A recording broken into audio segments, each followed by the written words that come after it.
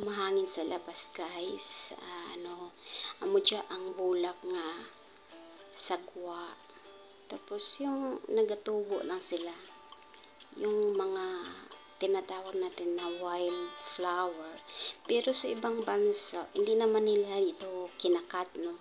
Yung bang itapon, ganun.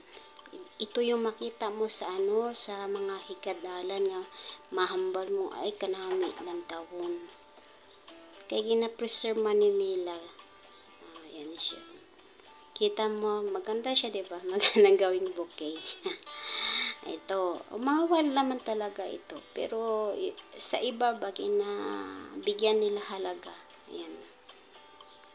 Kung makita mo siya na sabay bulak, ang ganda talaga tingnan. Hindi nakakasawa kahit maupo ka pa. Ayan po. Nagkuha ako tanghaling tapat. Nag-unwind sa labas.